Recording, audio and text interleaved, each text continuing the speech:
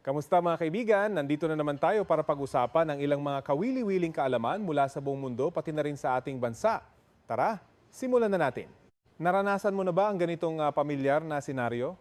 Tutunog ang alarm mo sa umaga, sisikat ang magandang araw sa labas, ngunit imbes na bumangon nang may sigla upang harapin ang iyong mga plano, kukunin mo ang iyong telepono, papatayin ang maingay na alarm at agad na bubuksan ang social media. Mag-i-scroll ka ng mag-i-scroll hanggang sa hindi mo namamalayan na lumipas na ang ilang oras ng iyong umaga. Sa simula ng bawat linggo o sa pagpasok ng isang bagong taon, punong-puno tayo ng tinatawag nating ningas kugon.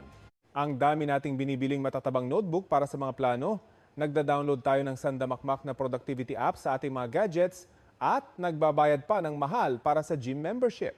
Ang apoy ng determinasyon ay napakalakas sa umpisa. Nagliliyab na parang tuyong damo sa ilalim ng araw, ngunit makalipas lamang ang ilang araw, unti-unting namamatay ang init at apoy nito. Bigla na lang nawawala ang lahat ng iyong gana at walang pag-aalinlangang bumabalik tayo sa dati nating mga nakasanayang gawi. At dito, pumapasok ang napakatanyag na manyana habit nating mga Pilipino.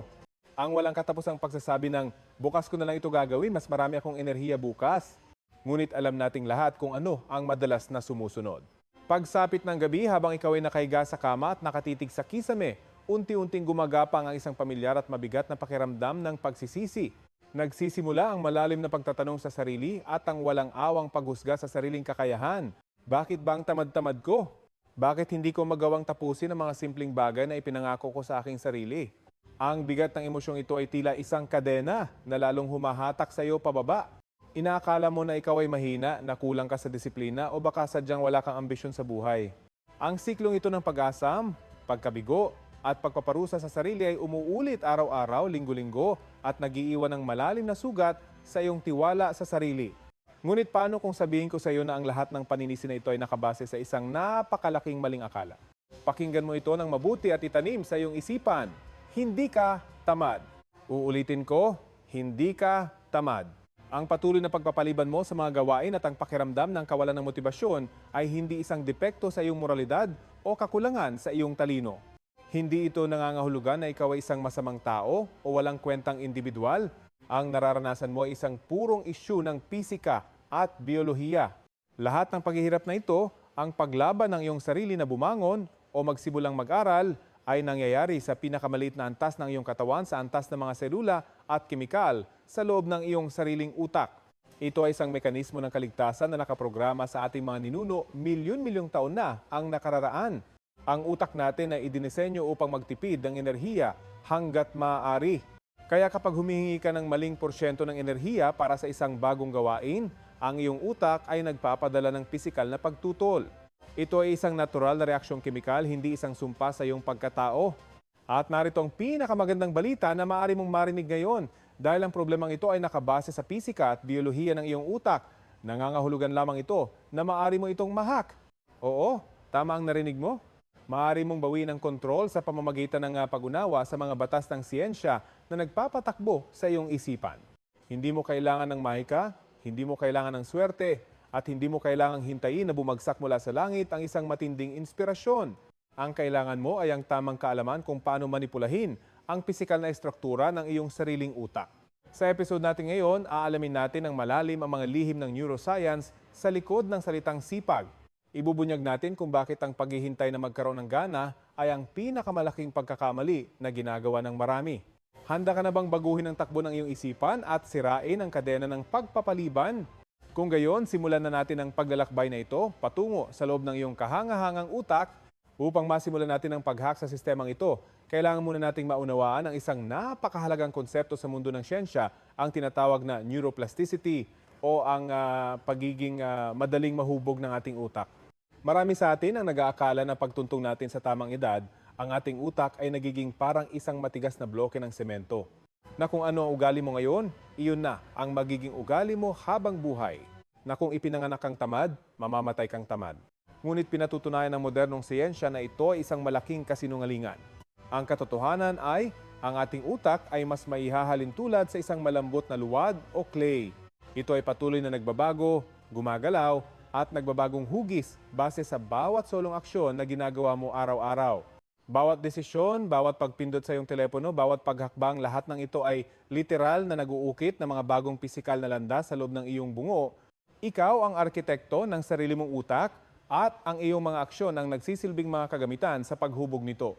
Ang konseptong ito ng neuroplasticity ay mas pinalalim ng isang sikat na siyentipiko na nagngangalang Donald Hebb noong taong 1949.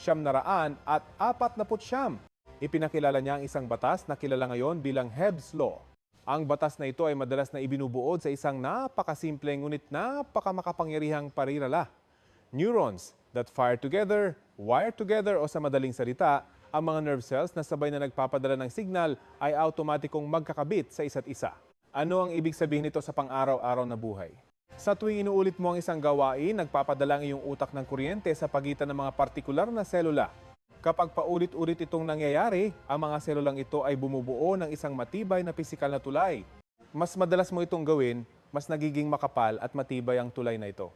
Ito ang eksaktong biolohikal na proseso kung paano nabubuo ang mga gawi at bisyo, maging ito man ay ang pag-inom ng kape sa umaga o ang walang tigil na pag-scroll sa social media bago matulog.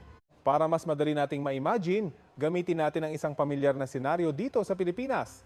Isipin mo na ang iyong utak ay isang malawak at masukal na bukirin na puno ng matataas na talahib at damo. Nang una kang magpasya na humiga at mag-cellphone imbes na magtrabaho, para kang naglakad sa gitna ng matataas na damong ito. Mahirap sa umpisa, ngunit nang dumaan ka, naiwan ang isang maliit na bakas. Kinabukasan, ginawa mo ulit ito. Dumaan ka sa parehong bakas. Sa paglipas ng mga araw, linggo at buwan ng pag-uulit mo sa gawaing ito, ang maliit na bakas ay naging isang malapad na kalsada na walang tumutubong damo. Naging napakadali na nitong daanan. Ito na ngayon ang naging default na ruta ng iyong utak, ang pinakamabilis at pinakamadaling daan patungo sa pagpapaliban. Matagumpay mong na-wire o naikabit ang iyong mga neurons para maging eksperto sa pagiging tamad. Ang kalsadang ito ay napakalawak na kaya hindi na nag-iisip ang utak mo. Automatiko na itong dumadaan dito sa tuwing ikaw ay nakakaramdam ng kaunting stress o pagkabagot. Ngayon, ano ang mangyayari kapag bigla kang nagdesisyon na, sige, simula ngayon magiging produktibo na ako at pinilit mong umupo sa harap ng iyong mesa para mag-aral o magtrabaho? Dahil wala pang kalsada para sa gawain ito, ang pakiramdam ng iyong utak ay para kang pumasok sa pinakamasukal na bahagi ng kagubatan na may hawak lamang na maliit na itak. Kailangan mong tagpasin ang bawat makapal na baging at matataas na damo para makagawa ng bagong daan. Ito ay nakakapagod at nangangailangan ng napakalaking enerhiya. At dahil ang utak natin ay nakaprograma na magtipid ng lakas, sisigaw ito sa iyo, bakit tayo dumadaan dito kung saan mahirap? Bumalik na lang tayo sa malapad na kalsada ng pag-scroll sa telepono dahil doon ay mabilis at madali. Ang pagtutol na ito ng iyong utak, ang sigaw na ito na bumalik sa nakasanayan, iyan mismo ang pakiramdam ng walang gana o katamaran. Ito ay hindi isang emosyonal na kahinaan, kundi isang pisikal na reaksyon ng iyong utak na nagrereklamo sa hirap ng paggawa ng isang bagong tulay ng mga neurons. Kaya narito ang isang masakit ngunit napakahalagang katotohanan na dapat mong tanggapin. Huwag kang maniwala sa mga kasabihang nagsasabi na basta't positibo ka lang, magiging masaya ang lahat. Ang totoo, ang mga unang araw ng pagbuo ng isang bagong magandang gawi ay magiging napakahirap, nakakapagod at madalas ay nakakabagot. Walang shortcut dito. Tiyak na makakaramdam ka ng matinding pagkadismaya at pagnanasang sumuko. Ngunit bakit nga ba ganito ang disenyo ng ating katawan? Upang lubos nating maintindihan kung bakit napakahirap sa simula at kung bakit nagiging madali rin ito sa paglipas ng panahon, kailangan nating pag-usapan ang isang napakahalagang bahagi ng ating nervous system, ang tinatawag na myelin. Ito ang sekreto kung bakit ang mga taong disiplinado ay tila hindi na nahihirapang gawin ang mga tamang bagay. Ang myelin ang sagot sa tanong kung paano nababago ang pisikal na bilis ng pagtakbo ng impormasyon sa loob ng iyong isipan at kung bakit ang pagtitiyaga sa mga unang araw ay ang pinakamahalagang puhunan na maaari mong gawin. Isipin mo na ang bawat neuron o cell sa iyong utak ay may mahabang buntot na tinatawag na axon. Ang axon na ito ang nagsisilbing kawat kung saan dumadaan ang mga kuryente o signal ng impormasyon mula sa isang bahagi ng utak patungo sa isa pa. Ngayon, ano ba itong myelin? Ang myelin sheath ay isang patong ng taba o lipid na nagsisilbing balot o insulation sa paligid ng mga axon na ito. Maihahalin tulad natin ito sa makapal na rubber o plastic na nakabalot sa charging cable ng iyong telepono o sa mga wire ng kuryente sa inyong mga bahay. Kung walang balot na rubber ang wire, madaling sasabog ang kuryente, magkakaroon ng short circuit at hindi makakarating ng maayos ang enerhiya sa dapat nitong puntahan dahil ito ay tatagas sa labas. Ganito rin eksakto ang nangyayari sa loob ng ating utak. Kapag gumagawa ka ng isang bagong gawain, ang mga signal ay nagkakalat at hindi epektibo dahil manipis pa ang balot ng myelin sa bagong koneksyon na iyon. Kailangan pa ng utak mo na bumuo ng proteksyon upang masigurong hindi masasayang ang enerhiyang ipinapadala nito. Narito ang isang nakakamanghang datos na magpapabago ng iyong pananaw. Kapag ang isang koneksyon ng neuron ay wala pang sapat na balot ng myelin tulad noong unang araw mo sa pag-iihersisyo o pagbabasa ng libro, ang signal ng kuryente ay naglalakbay ng napakabagal. Gumagapang lamang ito sa bilis na humigit kumulang 2 metro bawat segundo. Kaya pakiramdam mo ay ang bigat ng iyong katawan at ang bagal ng proseso. Ngunit kapag pinilit mong ulitin ang gawain na iyon araw-araw, kahit na pakiramdam mo ay tinatamad ka, inuutusan mo ang iyong katawan na balutin ng mas makapal na myelin ang koneksyon na iyon. At kapag ang akson ay ganap ng nabalot ng makapal na myelin, alam mo ba kung ano ang mangyayari? Ang bilis ng paglalakbay ng signal ay biglang tatalon sa nakakabaliw na bilis na umaabot sa 120 metro bawat segundo. Iyan ay pagtaas ng bilis ng halos 60 beses. Ang impormasyon ay hindi na gumagapang. Ito ay literal na lumilipad sa loob ng iyong utak. Upang mas maiugnay natin ito sa ating buhay, isipin mo na ang paglipat mula sa walang myelin patungo sa may makapal na myelin ay katumbas ng paglipat mo mula sa lumang dial-up internet connection na napakabagal mag-load ng isang larawan patungo sa pinakamabilis na fiber optic internet kung saan segundo lang ay tapos nang mag-download ang isang buong pelikula. O kaya naman, para itong pag-alis mo sa matinding traffic ng EDSA tuwing alas 6 ng gabi kung saan hindi ka makaabante at bigla kang inilipat sa maluwag at mabilis na kalye ng NLEX o SLEX kung saan maaari kang humarurot ng walang sagabal. Iyan ang ginagawa ng myelin. Ang pinakamahalagang aral dito ay ito. Kapag kumapal na ang myelin sa isang partikular na gawi, ang pag-upo mo sa iyong mesa upang magtrabaho ay hindi na nangangailangan ng matinding willpower o lakas ng loob. Nagiging isa na itong natural na reflexes ng iyong katawan. Pinipilit mo ang iyong sarili ngayon at tinitiis ang hirap upang pisikal na mabuo ang kalsadang magpapadali sa buhay mo bukas. Ngayong naiintindihan na natin ang pisikal na estruktura ng utak, oras na para basagin natin ang pinakamalaking ilusyon na sumisira sa potensyal ng maraming tao, ang maling paniniwala tungkol sa motibasyon o ang paghihintay na sipagin. Tayong lahat ay lumaki sa isang kultura na nagturo sa atin ng isang napakaling formula.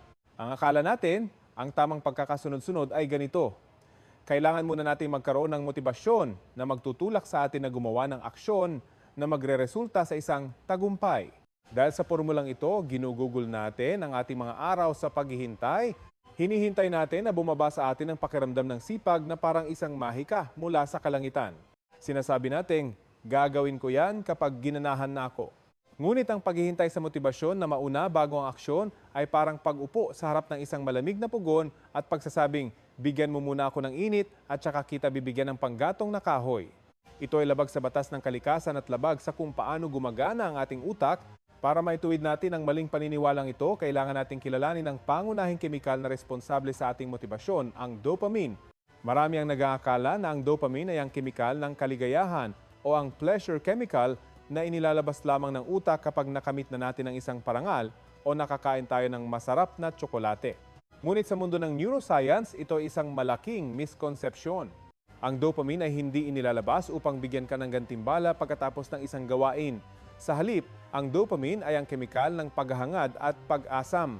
Ito ang kemikal na nagbibigay sa iyo ng enerhiya upang ituloy ang isang bagay dahil nakikita ng iyong utak na may paparating na gantimbala. Inilalabas ito ng utak hindi kapag tapos na ang laban, kundi kapag nakikita nitong umuusad ka at may pag-asa kang manalo. Ito ang panggatong na nagpapanatili sa apoy ng iyong pagsisikap upang hindi ka sumuko sa gitna ng laban. Kaya ano ang tamang formula? Ang tunay na equation na sinusunod ng ating utak ay pabaliktad sa inaakala natin. Ganito ito gumagana. Kailangan mong gumawa ng aksyon muna kahit gaano kaliit na magdudulot ng isang maliit na tagumpay o pag-usad. Kapag nakita ng utak mo ang maliit na pag-usad na ito, doon pa lamang ito maglalabas ng dopamine. At ang dopamine na iyon ang siyang lilikha ng motibasyon upang ipagpatuloy mo ang iyong ginagawa. Aksyon muna, bago motibasyon. Ayon nga sa isang tanyag na pag-aaral mula sa Duke University, lumalabas na mahigit 40 hanggang 45% ng lahat ng ginagawa nating araw-araw ay hindi nagmumula sa isang sinasadyang desisyon na nangangailangan ng motibasyon, kundi mula sa mga nakasanayang gawi o habits.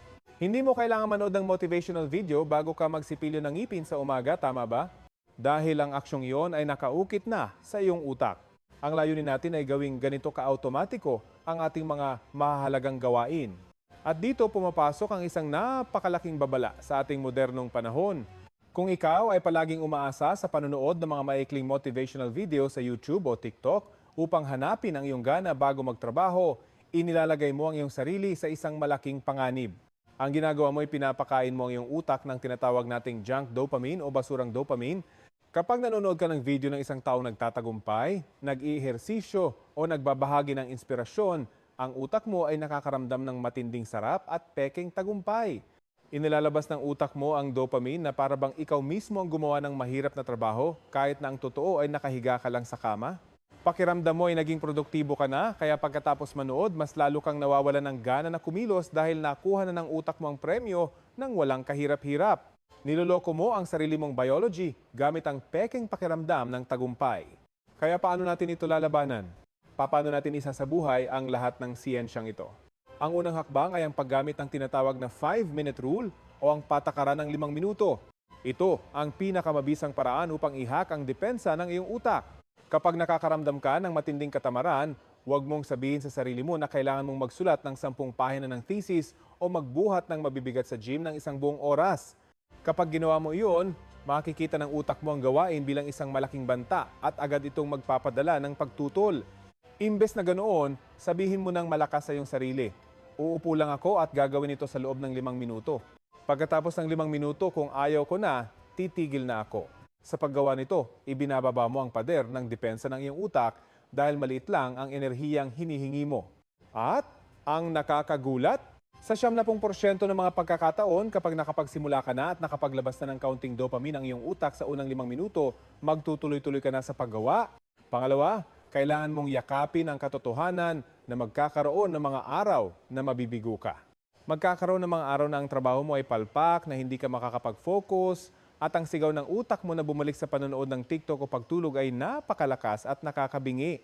Kapag nangyari ito, huwag mong parusahan ang iyong sarili. Huwag mong sabihing, wala na, sira na ang plano ko, babalik na lang ako sa dati. Ang mga araw na ito ay ganap na normal. Ito ay ang mismong proseso kung saan ang iyong utak ay dahan-dahang binabakbak ang mga lumang myelin mula sa iyong mga masasamang gawi upang ilipat ang materyales na iyon papunta sa pagbuo ng mga bagong gawi. Ang pagbabago ng arkitektura ng iyong utak ay isang magulo, maingay at mahirap na proseso. Ang mahalaga ay ang patuloy na pagpapakita mo araw-araw. Kahit pangit ang nagawa mo ngayon, ang simpleng pag-upo mo at pagsubok ay nagpadala pa rin ng kuryente sa tamang mga neurons na nagpapatibay sa tamang kalsada. Kaya kung meron man akong nais na tumatak sa iyong isipan mula sa bidyong ito, ito iyon. Ang disiplina ay hindi isang mahiwagang katangian na ipinanganak kasama ng ilang mapalad na tao. Ang disiplina ay hindi isang talento. Ang disiplina ay isang pisikal na estruktura na ginagawa, hinuhubog at itinatayo ng mano-mano sa loob ng iyong bungo sa pamamagitan ng paisa-isang neuron. Sa bawat pagkakataon na pinipili mong kumilos, kahit na ang buong katawan mo ay sumisigaw na sumuko, hindi mo lang pinapakita na malakas ang iyong loob, literal mong binabago ang pisikal na hugis ng iyong utak. Ipinapabagal mo ang kuryente sa mga kalsada ng katamaran at nagtatayo ka ng mga bagong tulay, nagbabalot ka ng bagong myelin at nagtatayo ka ng isang malawak na highway patungo sa pagiging produktibo. Ikaw ang inhinyero ng iyong sariling isipan. Nasa iyong mga kamay ang kapangyarihan upang i-wire ang iyong utak patungo sa tagumpay na inaasam mo. Kaya itigil mo na ang paghihintay. Huwag mo nang hintayin ang isang perpektong bukas dahil sa totoo lang, walang perpektong manyana. Ang bukas na inihintay mo ay hindi kailanman darating kung hindi ka magsisimula sa sandaling ito. Ang tanging panahon na may kontrol ka ay ngayon. Pagkatapos mong mapanood ito, mayroon akong isang huling hamon para sa iyo. I-close mo ang video na ito. Huwag ka nang manood ng iba pang motivational content. Tumayo ka. Pumili ng isang napakalit na gawain na kanina mo pa ipinagpapaliban maghugas ng isang plato, magbasa ng isang pahina, o isulat ang unang pangungusap ng iyong proyekto. Gawin mo yon ngayon mismo. Simulan mong itayo ang highway sa loob ng iyong utak at hayaan mong ang siyensya ang gumawa ng susunod na hakbang para sa iyo. Ako si Kio, ang inyong kasama sa pagtuklas ng mga hiwaga ng mundo at ng ating sarili. Maraming salamat sa inyong panonood dito sa Kawili-Wiling Kaalaman at hanggang sa muli nating paglalakbay. Paalam na at magsimula ka na bago pa kita batukan dyan.